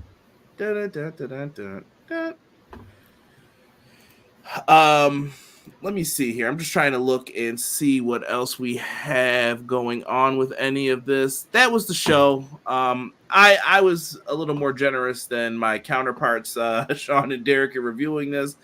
Cool. It was a show. They did what they did. Roman Reigns, by the way, they said generated over $800,000 revenue for WWE in 2 hours with his championship belt. Big dog things. That's all I'm saying. Like that's a draw. That's drawing power right there. He's money. And I'm not going to sit up here and act like I was a Roman fan when he was the big dog. I think a lot of us, with the exception of Conrad, were not fans of him when he was the big dog. But and my thing with the big dog was I was like, I see what they see. The potential is there. The issue is say suffer and succotash. Oh, no. I'm going to tell y'all something, man. It's going to blow your minds, man, for y'all that probably know how much of a historian I am. It was very difficult in my mind for me to ever think that anybody would crack my top 10 out of the modern era as far as greatest professional wrestlers of all time. Roman Reigns has done that. I have put Roman Reigns into my top 10 of all time in WWE. He has earned that. He earned that. This run as Tribal Chief has been nothing short of extraordinary. Yes. And Matt says Cody's championship is suffering from recycling bloodline feud and a bad draft. Absolutely. SmackDown is trash dookie at this point. Friday's episode was trash dookie. Shout out to Derek. Yeah. Yeah, they weren't feeling that one. Vinny says, I was a fan of the big dog, Hubs. Yeah, see? I respect the fact that you were a big dog fan, but I wasn't. We don't get Tribal Chief without the big dog. Believe that. Yeah, I think we don't get Tribal Chief without the pandemic. Let's keep it a buck. He went home and had to go back, rightfully so. I'm glad he got home and got out of harm's way because he has a health issue. But when he was at home, he had to go back to the lab, bro. Can I say this? Yeah. Do we not get Tribal Chief without All Elite Wrestling? Hold on, hear me out when I say this. Was his contract up? And Vinny, if you are a big dog fan, let me know. And Deanna's in here. I've loved Roman since he was in the Shield. There we go. I'm making sure I'm giving people. I love Roman since he was in the Shield. Then I didn't love him when he was the big dog. Now I love him again as the Tribal Chief. We remember that Royal Rumble. Let's go, Roman. Oh yeah. And then all of a sudden, we'll do it next year. Yeah. We'll do it next year. Yeah. No, what did I do? Rock. Exactly. I'll never forget. Man, I gotta get away from you, bro. Yeah, I know I did you a favor. Yeah, just I don't know. Very what was I saying? Like, was Roman's contract up? Maybe AEW was looming and they're like, yo, this dude has hated this gimmick. He has told Vince he hates what he's doing with this. He wants to turn heel. All right, pal, I got you. We can do it. We can? Okay. All right. And then he finally got what he wanted. Ori says, just got to the yeet chance. I know why you heard that. With Arn saying he has friends and Arn has pulled, people likely thought Jay was coming to help. I like what you're saying, Ori, but She's correct. Here's why. Foresight. Arn said he had people to help. Who did the people want to help? This is stuff as that you have to anticipate. Right, Sean? This is you knowing your business. Who are they going to cheer for? They're going to think it's Jay. They're going to think it's Jimmy. They're going to think they're going to think all these people are involved. They might even think, I'm going to call him Hikuleo. I swear if they call him Talatonga, I'm going to be like, I hate that name. Right. But, yeah, that's what they're going to end up doing, I think. Well, either way. But you get what I'm saying, though, right? Like, know your business. Know who's over. Know what you're doing. People bringing up dumping that dog food on Baron Corbin. That was a low point. One last WWE thing before we switch gears to AEW and then set you guys up for Raw here. Becky Lynch tweeted out, it's been a haluva, we'll say, a hell of a career. Being the man for you all was an honor. Being the mom for her is a privilege. Thank you for watching my bio on A&E TV. Shout out to WrestleMania for the picture. This sparked a lot of talks of, is Becky Lynch done? We talked about this. I'll let you go first and how you feel. I think Becky's going to retire. I think there's a chance that she hangs it up. I was thinking about this all day. I was like, you know what? Maybe she just wants to be a mom, and I'm not mad at that. She's had a heck of a career. She's a Grand Slam champion. Maybe this was all in the works. Maybe, it was a favor to let her go back to NXT and get that title, that one notch on the belt she never achieved. I mean, she was the main event of freaking WrestleMania. She'll never achieve that status again. She was the main event of WrestleMania. I think at this point, hang it up. I wouldn't be mad at her. Interesting. I feel like she's coming back for one last round. Honestly, I think she's pregnant. Be the first one to say congratulations. Yeah. But I think low key, either she's pregnant or they're trying to get pregnant. Maybe. I don't know. I don't know with that and where they're going with it, but I just Becky Lynch did a lot of good things, and I saw a little clip from the A&E thing where it was like, "Oh, we have these action figures from Mattel to commemorate the WrestleMania 32 match since the Women's Championship was brought back," and they brought out a Sasha Banks action figure, and I'm saying action figures. I don't know if they looked like they might have been dolls. I don't know. Dolls, right? And Sasha Banks and Charlotte Flair action figures, and she was like, "I was in the match too," and it made her feel left out. I won't get into other things. We're going to keep this about Becky, but that sucks, and that's how she ended up getting over. I think what Charlotte was doing is what helped get Becky over, because she was supposed to be the heel punching Charlotte, and instead people cheered. And I was like, heck yeah, let's go. Mm-hmm. Do something with Becky. I don't think she's done. I think we'll end up seeing her back in the ring. I don't think this is I don't think she's done on WWE television, but I think she's done as a full-time competitor. Interesting. Because if you're WWE, are you dropping the Charlotte money, as people have been saying? The millions and millions and millions of dollars for Becky as well, though. Yeah, don't get me started. Charlotte's gotten preferential treatment. I'm sure it's going to continue. My prediction early is that Charlotte's going to win the Royal Rumble. Could happen. But to answer your question, yes. BJ he thinks it's a Fed herring, so he thinks that it's kind of they're trying to allude to a storyline, maybe. He thinks that she's retired, and this is just conversation, guys. I don't know what's happening with this, and me and Sean don't know anything for 100%, but it was interesting. Thank you, Becky. Guy Will Gamble says. Ori says hubby walked by and said before Roman came out they should have hit Joe Hendry's music. Mm-hmm. People would have lost it. TNA would have been happy though, for sure. Maybe she's gonna be a 2-time mommy, like Deanna said, so she's with you. Becky was overrated to me after WrestleMania 35. T-Ferg, what up, fellas? Could Arn be talking about Ricky Starks and Hobbs? Ricky probably wants to go there. I don't know if Hobbs does. I don't know. Maybe. She's got nothing left to prove, Vinny says. You could thank Nia Jax for giving us the man. That's actually true. Yeah, Nia was laying him in and busted that nose. So reckless. Becky, I feel, will be back at some point. Thank you, Becky. It's every woman's dream to be a successful mom. If she's hanging up the boots, and thanks for the memory, Becky. 2 belts. I agree with McKinney there, for sure. And Terrell just said put the belt on the NXT title on Joe Hendry. Got to make sure that deal goes through first.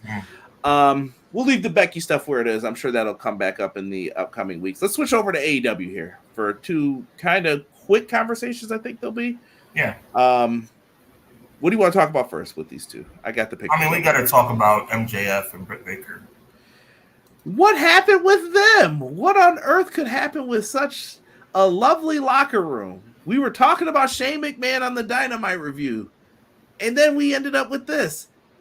Must be a pay-per-view weekend when bad news comes out. Mm-hmm. I find it weird that all this happened, Sean, and then... And I'm not trying to be super conspiracy theory about this, but every pay-per-view weekend, here comes some drama. Why wasn't this reported last week? Like when they said she was suspended. I thought Mercedes Moné was just talking in storyline. Right. And then, no, she's suspended. There are rumors of what happened here with MJF and Britt Baker. If you guys have thoughts, feel free to chime in the chat. I'll put them up. What did you think here, Sean? Like, it's alleged that Britt Baker was talking mess in the women's locker room. Alicia Toot, the young lady probably to your right on the screen here holding the microphone, is MJF's girlfriend. And she heard it, allegedly, went back and told MJF what happened, allegedly. MJF knocked on the door, went in, and had words with Britt Baker. Something happened. Rumor says that MJF punched a wall. It wasn't like he punched it next to her head. Nobody said any of that stuff. I see people insinuating that. We don't know what happened. It led to some things. HR does an investigation. And for the record, for people who don't know, these are things that HR people do. They constantly do investigations and findings to figure out what actually happened. And it turns out that Britt Baker was suspended and fined for this from the disciplinary committee.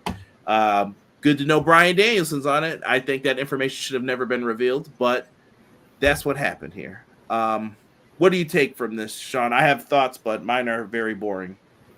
I mean, my thing is I don't really care what happened. People have arguments all the time. People need to keep their business and personal separate, but the bottom line is I don't like the fact that AEW's business is once again out in the street.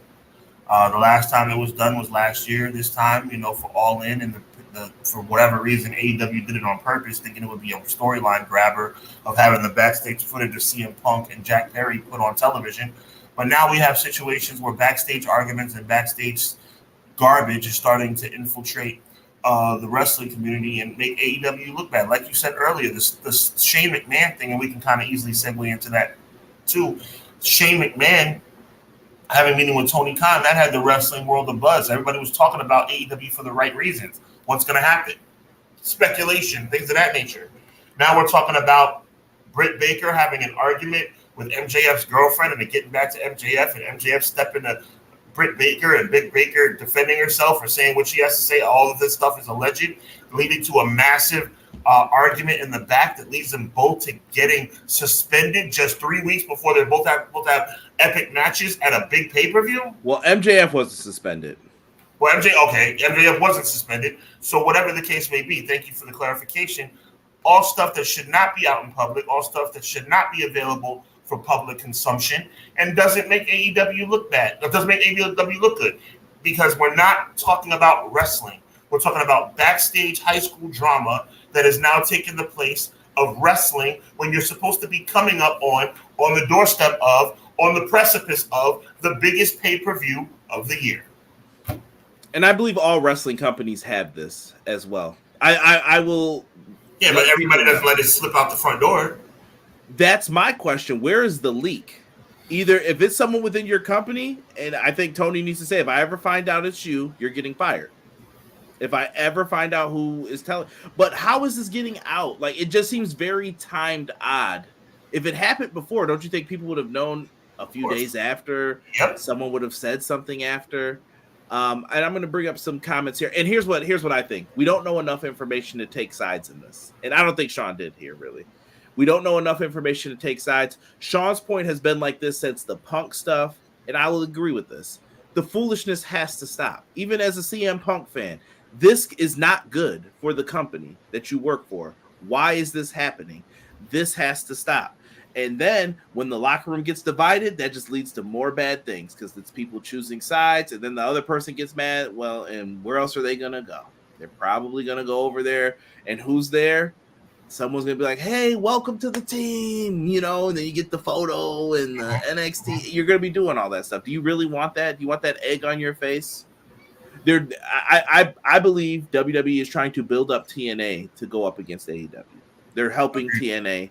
TNA's crowds are getting bigger all of a sudden. I don't know where you guys have been for the last couple of years. Me and Sean have been on here talking about it. We told you it was good before, but I guess it takes time. And NXT's talking about it. I guess I gotta go now. You should have been going to TNA, in my opinion. And I just think it's super lame. Yeah, but that's me. BJ says, not to be a gossip guy, but I've been listening to the AEW Games Pod and know Cole's gaming stuff.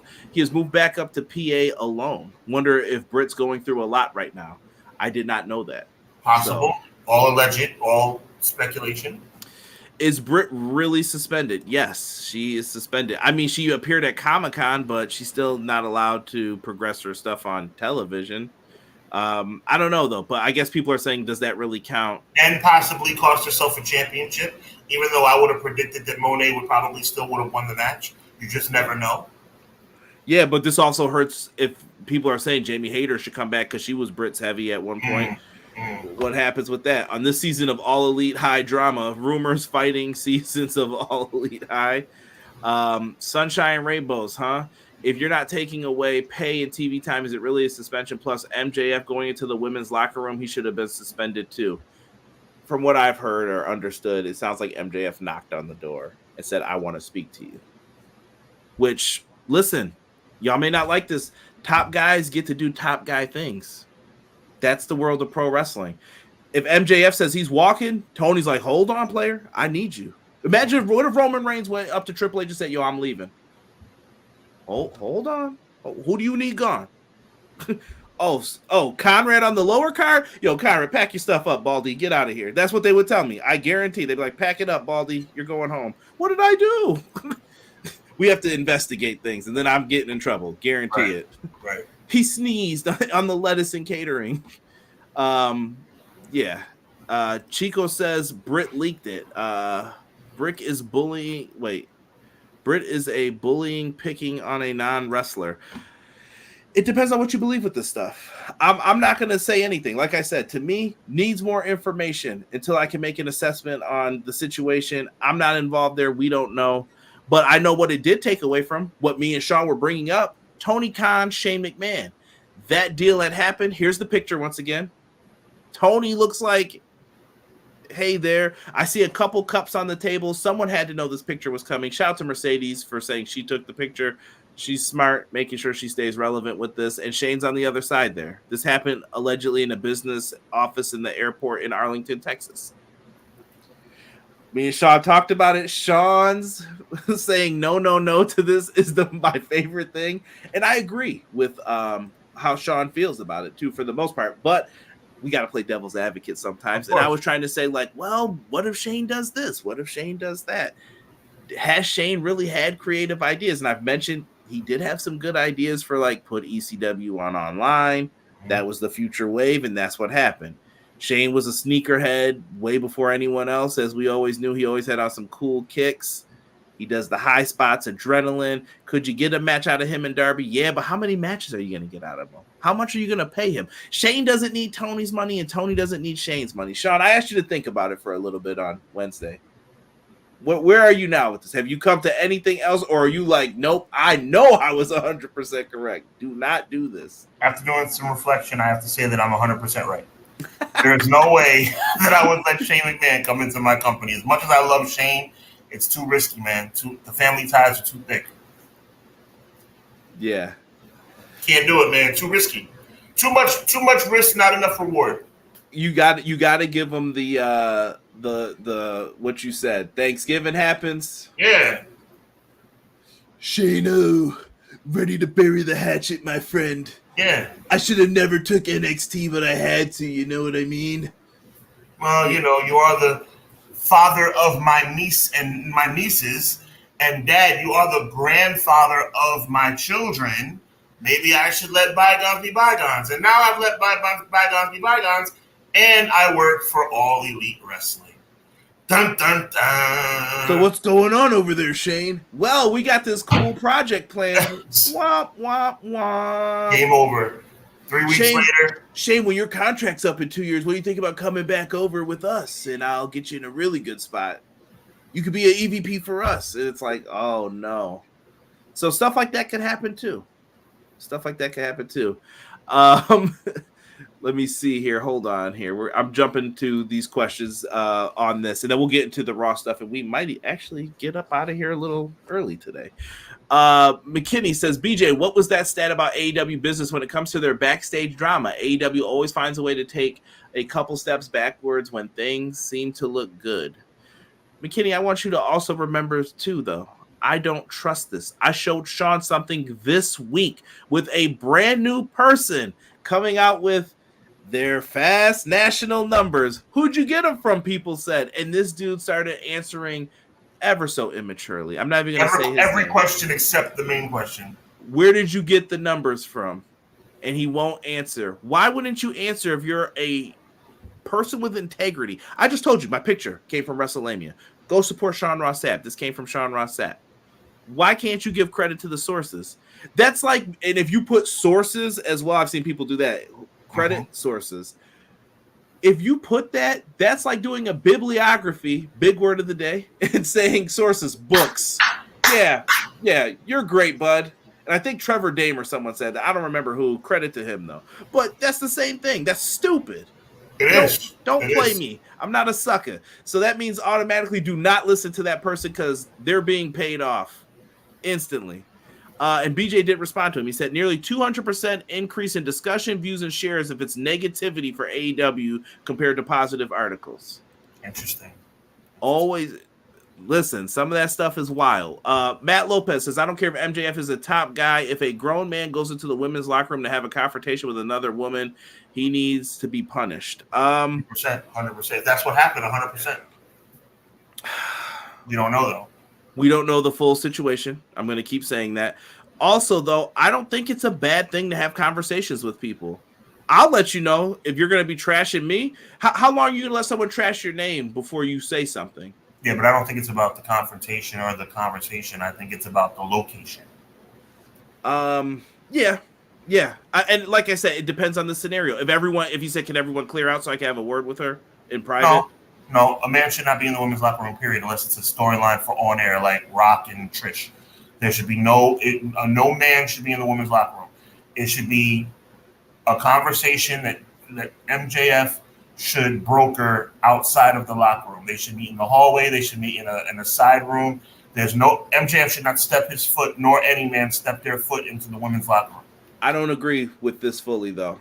And here's why. Because if you're in the hallway it's going to get bad. It sounds like these two hate each other. I'm going to put this out there. Britt Baker has liked tweets that negatively talk about MJF, and people have taken pictures, and she's like, yep, that's how I feel. And she said this. She's had issues with other people with the same thing. And this isn't me taking sides, but I'm telling you, like, I think he knows this is going to get bad, and I can't do anything. This can't turn into a fight, number one. MJF will automatically be done and out of here if that happens. Mm-hmm. So what do you do in this situation? Do you want witnesses? Side room. No. But do they have side rooms where they were? They were in Alabama. Yeah, but I'm sure there's a room. There's something, someplace. Look, you should not. MJF and any man should be staying out of the women's locker room unless there's a camera in there for a storyline. Maybe there's no reason for that. That you can't. There's no justification for that. If he walked into that locker room, he's wrong. Automatic period. It's like if I have an issue with a female, am I walking into the women's bathroom to have a conversation with her? No. It's the same thing with a locker room. A locker room has the same sanctity as a bathroom. You are not, as a man, supposed to be going into a woman's quarters. Period. Okay, let's flip this the other way. You mentioned the I don't know what's the proper wording here for the locker room. It's kind of a place where you get to be free, be yourself. Is Alicia Atout wrong for going to MJF? How stupid could you be if you were talking crazy in front of one of our significant others, let's just say? You don't think she's going to come tell me? Well, that part I agree with. I think that if there's a situation, if the way it was said that it happened, allegedly, if Britt knew that Tout was there, that's dumb.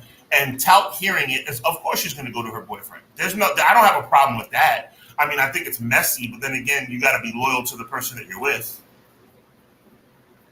Interesting. I'm just reading some of the comments here. I have no problem with MJF confronting verbally a female to have a conversation. Sometimes it gets like that. You have to do that. You cannot go into the women's locker room. And Sean, we don't know. I would have to see how it was written unless you pull this up.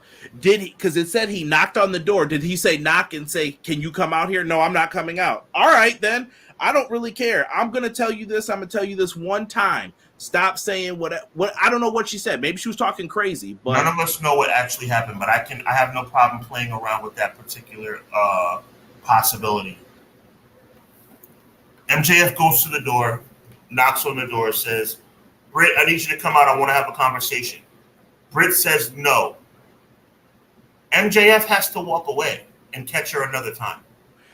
But him going into the locker room might be, you put your foot in the door, you say, well, since you're not coming out, I'm going to tell you. No. That leaves the door open for so many negative things.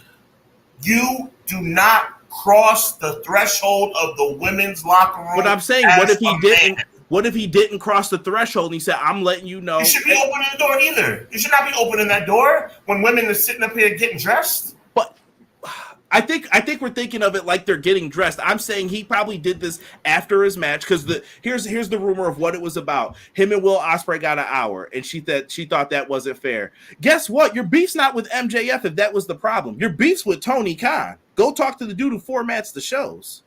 That's who the issue's with. And I think MJF also should have went to Tony Khan and said, please get someone in here. Now, if Tony's not doing anything, that's on Tony. You need to get someone here to fix this restorative circle then between all of us so that we could work together. You have a problem with your boss at work. And I've had many arguments with my bosses at work. But you have a problem with your boss at work. Your boss in their office with the door closed. You knock on the door. The boss says, I'm busy. I'll have to talk to you another time. Do you just barge in? Unless you're ready to quit. If you're ready to quit, no problem. But if you want to have this conversation, which is probably going to be an uncomfortable conversation, but if you want this conversation to end and you still have a job, you're going to open up that door without permission? Let me ask you this, Sean. Do you think, let's go back to the Punk and Elite situation. Do you think Punk was not at his wit's end by a couple of weeks when he said, Punk is a man and the Elite are men. It's different when you're talking about men and women. It's different. The sanctity of a woman and her space should be always respected. And I'm not saying that you're disagreeing with that part. You're saying that maybe he just stick his door in the doorway or like peek his head in. No, that is not acceptable. What I'm playing devil's advocate to the details. You are. I know you're not. Because we don't. I know, but I see McKinney and them are commenting like, would you go if your wife's in the women's locker room? I'm not saying that. But if my kid's in the bathroom or something, I will yell in there and be like, hey, yo, you all right? Come on out. You know, that's fine. I don't have an issue with someone doing that if their kid's in the bathroom. MJ, but see, your examples are starting to veer off into more understandable situations. No. Like if there's an emergency, if my wife is in the women's locker room and there's a fire, am I going to go in there to get? Yeah, but I'm talking about MJF. Hear me out, bro. MJF had an issue with Britt Baker because of what his girlfriend allegedly came back and told him.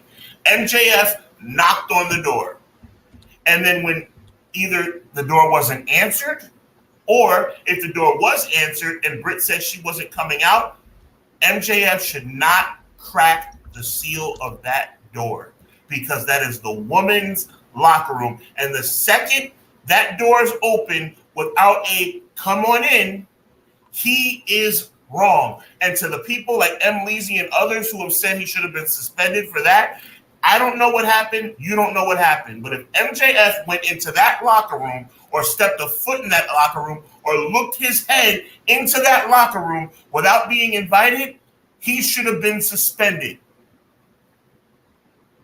I'm sorry, I'm looking for the original too. I just want to see what was originally said. I pray this is right because this is from a site that I usually don't like getting stuff from. Yes, they had a personal falling out. The details are he said, she said at this point. So once again, note that, people, and what we're saying. This is he said, she said. Right, we don't know. We weren't there. Right.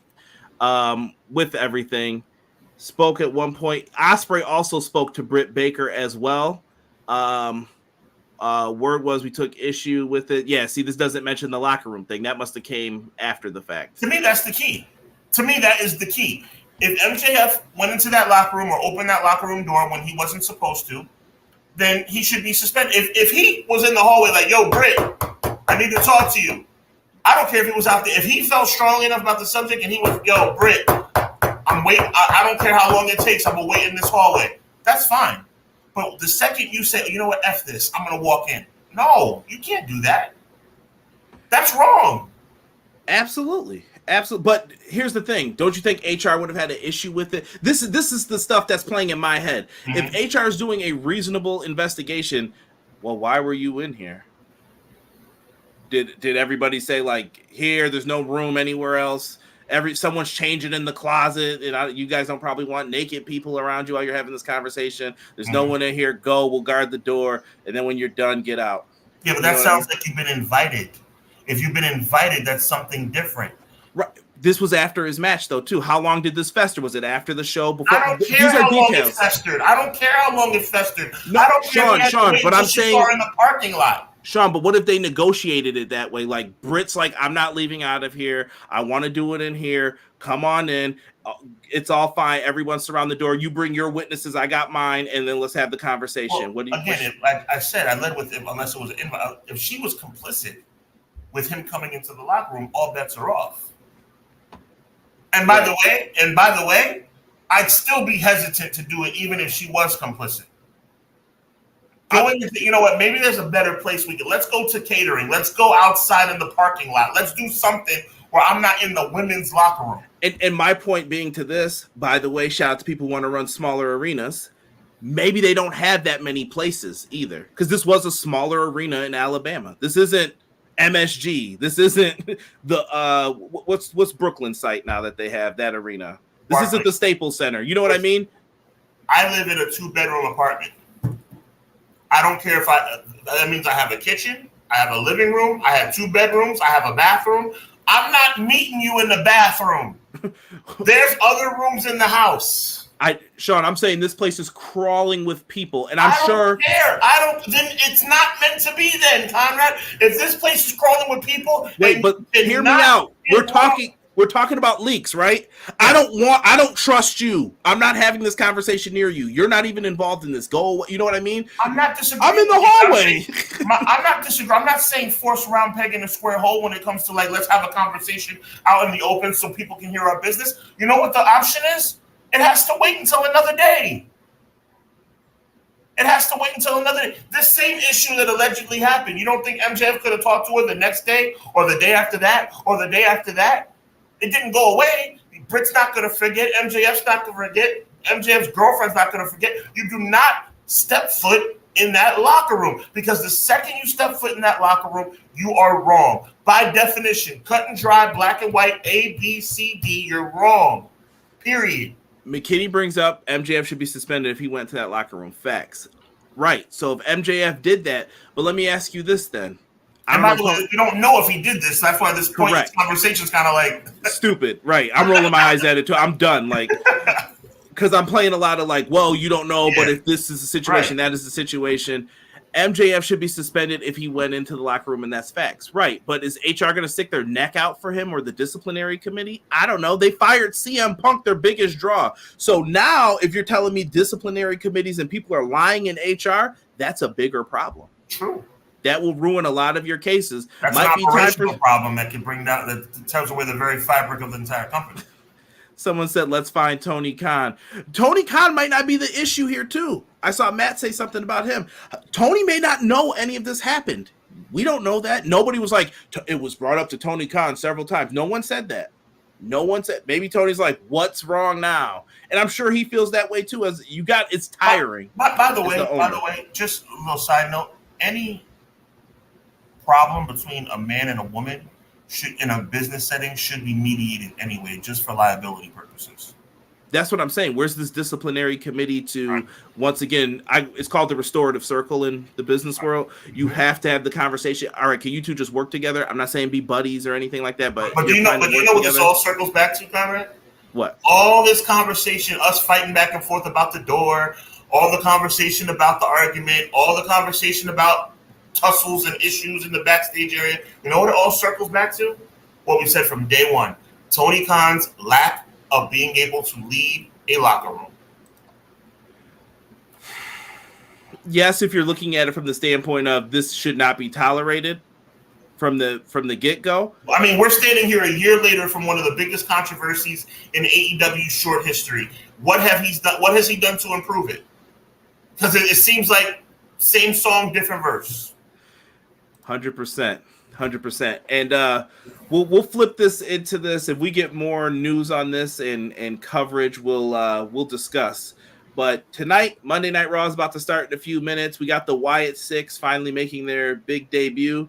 I know a lot of people will be excited about that. Here is what is happening on Raw. If you guys listen to the SummerSlam review, I think I said this on air, Sean. If not, I definitely said it after. Here's what's going to happen on Monday Night Raw. Punk's going to appear. Drew McIntyre is going to appear. The people on the card aren't going to wrestle. Triple H's formulas, I can see now. Gunther is going to appear. And I said Awesome Truth versus A-Town Down, but apparently SmackDown and Raw have come to some agreement. Maybe there's a trade. I don't know what they're going to end up doing with that. The New Day versus AOP is happening. Sheamus versus Ludwig Kaiser should be good. Glad Ludwig Kaiser's back. Dakota Kai versus Sonya Deville. And the Wyatt Six is going to be Rowan, Dexter Lumis, and Joe Gacy versus Chad Gable and the Creed brothers. Sounds like a stellar card. Let's make sure our DVIs are all fired up. You were better off just leaving it right where it was, right there. Right where it was. That would have been perfect. Fire up those DVRs. Ori says it's almost time for Dom's beatdown live on Raw. Yes. I'll say this. Let me end on this note for you guys. Yeah, why don't you close us out today, man? You should close us out, bro. Let me say this. I want people to be responsible with their time, is what I want you to learn from this. I also want you to be careful of trolls online, people who try to get you into these conversations and debates, which have no sense, no points to them. And I'm tired of people twisting words to fit whatever they feel is the right thing that should happen in these scenarios and situations as well. Wait till you get all the information. It's okay to say I'm not taking a side because I don't have enough information. I am the captain of that. I am Captain Gray, I promise you. I'm the yin and the yang. I'm in the middle sometimes. Oftentimes. I come from two different worlds. If you can see me, you know what I'm talking about. I come from two different worlds. Sometimes things aren't always what they seem right away, too. So, with that being said, enjoy pro wrestling, have fun with pro wrestling, and you don't want any of this closeout? No, I don't, because I think it's your time. I appreciate you, brother. Okay. Well, shout out to Sean for doing the show. Clash of the Podcast will be back next Monday. Me and Derek will be live for an AEW review at 10:10 on Wednesday. I hope you guys all enjoy Monday Night Raw tonight. Head over to the Everything Pro Wrestling Facebook group if you guys want, or the Discord, and come talk some pro wrestling with us. For myself and Sean Hubbard of Hubbard Wrestling Weekly, we are out for this episode of Clash of the Podcast. We will catch you guys all on the next one. Take care. Peace.